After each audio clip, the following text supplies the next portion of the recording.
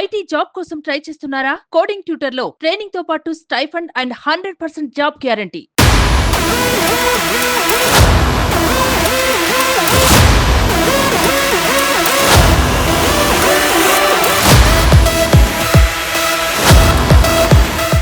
యుద్ధక్షేత్రంలో అడుగుపెట్టారు భారత ప్రధానమంత్రి నరేంద్ర మోదీ.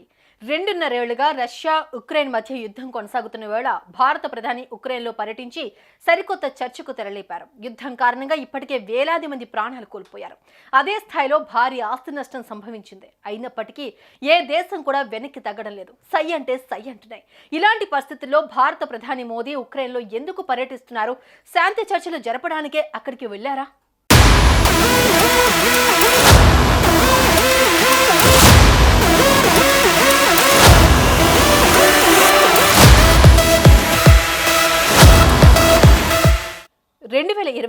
ఫిబ్రవరిలో ఆరంభమైన రష్యా ఉక్రెయిన్ యుద్ధం నిరాటంకంగా కొనసాగుతూనే ఉంది.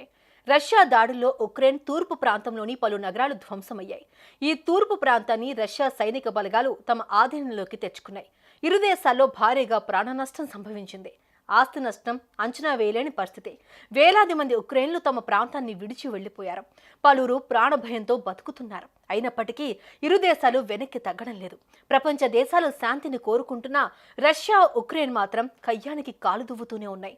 మొదటి నుంచి శాంతి మంత్రం జపిస్తున్న భారత్ ఇరు దేశాలు సమన్వయంతో ఉండాలని కోరుకుంటోంది. ఇలాంటి తరుణంలో భారత ప్రధాని నరేంద్ర మోదీ ఉక్రెయిన్ పర్యటనకు వెళ్లడం ఆసక్తికరంగా మారింది. ప్రధాని నరేంద్ర మోదీ 2014లో పగ్గాలు చేపట్టినప్పటి నుంచి ఇప్పటిదాకా 78 విదేశీ పర్యటనలు చేశారు. ఒక దేశ ప్రధాని ఇలా విదేశీ పర్యటనలు చేయడం సాధారణమైన విషయమే కాదు. కానీ ఇప్పుడు ప్రపంచ చూపంతా మోదీ పైన, ఆయన ఉక్రెయిన్ పర్యటనపైనే ఉందంటే అతిశయోక్తి కాదు. అమెరికా, యూకే, చైనా లాంటి దేశాల్లాగా రష్యా ఉక్రెయిన్ యుద్ధ విషయంలో భారత్ ఎటూ మొగ్గు చూపకుండా వ్యవహరించడమే ఈ ఆసక్తికి కారణం.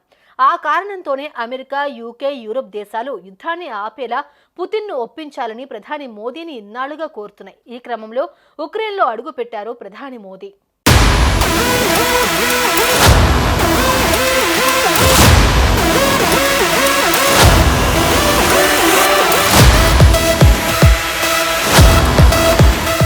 సోవియట్ యూనియన్ నుంచి ఉక్రెయిన్ వేర్పడిన తర్వాత ఆ దేశంలో పర్యటిస్తున్న మొదటి భారత ప్రధాని మోదీ కావడం విశేషం.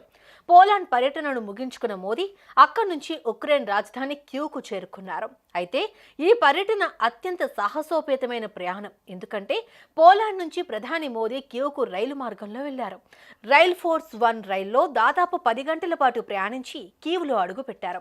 అమెరికా అధ్యక్షుడు జో బైడెన్తో సహా పలువురు నేతలు ఉక్రెయిన్లో పర్యటించినప్పుడు రైలు మార్గాన్ని ఎంచుకోవడం విశేషం. ఇక మోడీ ప్రయాణించే రైల్లో విలాసవంతమైన క్యాబిన్లుంటాయి. సమావేశాల కోసం పెద్ద పెద్ద టేబుల్స్, సోఫా, టీవీతో పాటు విశ్రాంతి తీసుకునేందుకు సౌకర్యవంతమైన పడక గది ఉంటుంది. వీటి భద్రత కూడా అదే స్థాయిలో ఉండేలా ఉక్రెయిన్ అధికారులు పగడ్బందీ ఏర్పాట్లు చేశారు. రష్యాతో యుద్ధం నేపథ్యంలో అత్యంత జాగ్రత్తలు తీసుకున్నారు.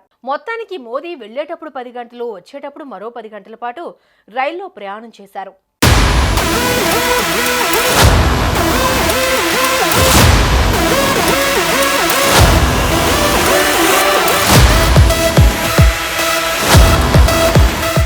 కీవ్కు చేరుకున్న ప్రధాని మోదీకి అక్కడి భారత సంతతి ప్రజలు రైల్వే స్టేషన్ వద్ద భారత పతాకాలతో ఘన స్వాగతం పలికారు. ఉక్రెయిన్లో పర్యటిస్తున్న భారత ప్రధాని మోదీ ఆ దేశ అధ్యక్షుడు జెలెన్స్కీతో భేటీ అయ్యారు. రాజధాని కీవ్లోని అమరుల స్మారక ప్రాంతానికి చేరుకున్న మోదీకి స్వాగతం పలికిన అధ్యక్షుడు జెలెన్స్కీ ఆత్మీయ ఆలింగనం చేసుకున్నారు. అనంతరం రష్యా దాడిలో మరణించిన చిన్నారులకు మోదీ నివాళి అర్పించారు. ఉక్రెయిన్ ఎదుర్కొన్న అతిపెద్ద సంక్షోభాల ఆనవాళ్లకు సంబంధించి అక్కడి మ్యూజియంలో ఏర్పాటు చేసిన ప్రదర్శనను ఇద్దరు నేతలు వీక్షించారు. ఈ భేటీకి సంబంధించిన అనేక చిత్రాలు, వీడియోలు బయటకొచ్చాయి. ఇందులో ఇద్దరు నేతలు భావోద్వేగానికి లోనయ్యారు.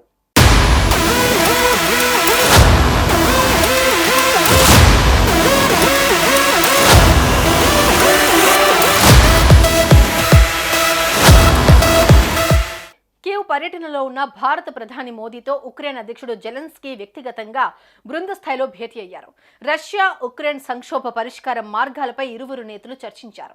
ఉక్రెయిన్ సంక్షోభానికి శాంతియుత పరిష్కారం కనుగొనే అంశంపై ఆ దేశ అధ్యక్షుడు జెలెన్స్కీతో విస్తృత చర్చలు జరిపారు మోదీ. ఉక్రెయిన్ భారత్కు మిత్రదేశమని అన్నారు. ఉక్రెయిన్లో వీలైనంత త్వరగా శాంతి స్థాపన జరగాలని కోరుకుంటున్నామన్నారు. మొత్తంగా యుద్ధ క్షేత్రంలో ప్రధాని మోదీ పర్యటన ఆసక్తికరంగా సాగింది. మోదీ పర్యటనపై రష్యా ఏ విధంగా రియాక్ట్ అవుతుందో వేచి చూడాలి. సుమన్ టీవీలో మీ పర్సనల్ అండ్ బిజినెస్ ప్రమోషన్స్ కోసం కింది నెంబర్కి కాంటాక్ట్ చేయండి.